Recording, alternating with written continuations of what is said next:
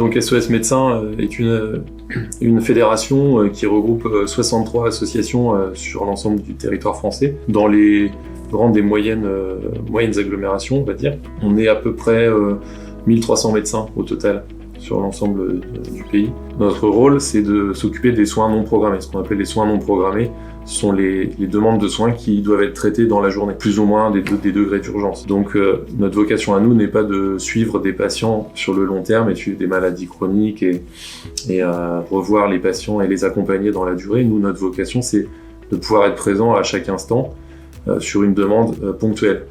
Lorsque le médecin traitant n'est pas disponible ou bien s'il y a un caractère d'urgence. On peut aussi être directement missionné par le SAMU, Centre 15, ou pour des missions plus administratives par les services de police, gendarmerie.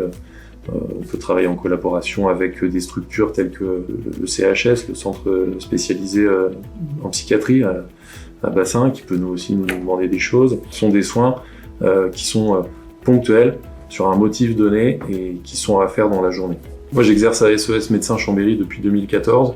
Voilà, j'ai décidé de m'engager dans la fédération parce que la fédération, c'est l'association qui chapeaute toutes les associations locales.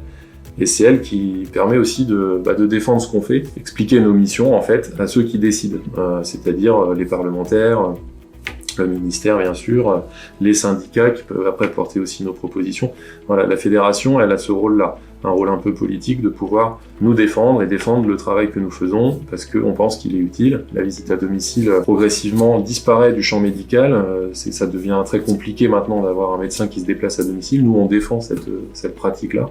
Ensuite, l'intérêt, c'est aussi de s'inspirer un petit peu de ce qui se fait localement, parce qu'on a plein d'idées qui peuvent naître dans son association locale, et après, voilà, on fait une mayonnaise avec tout ça, si on peut dire, et on essaye d'avoir une politique globale qui soit représentative le plus possible de l'ensemble des associations, et on essaye de proposer des choses, d'innover en fait. Notre force à nous, c'est souvent d'innover et de s'adapter à la situation que l'on connaît. En ce moment, c'est la crise sanitaire, c'est le Covid. On se débrouille pour pouvoir continuer d'exister dans le paysage sanitaire et de montrer notre force et le service que l'on peut rendre.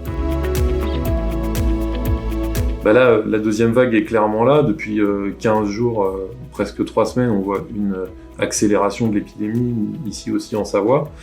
Donc nous, on a une répercussion et un impact immédiat sur notre activité. On est quasiment en fonctionnement hivernal, comme si on était au mois de décembre-janvier, alors que la grippe n'est pas là, on n'est pas encore dans le creux de l'hiver.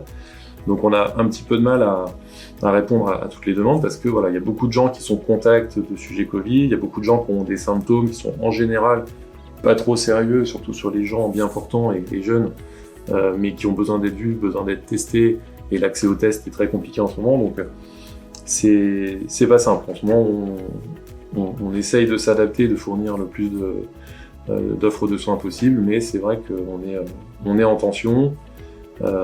L'hôpital commence aussi à l'être un petit peu, donc à nouveau. Donc la situation est un peu préoccupante.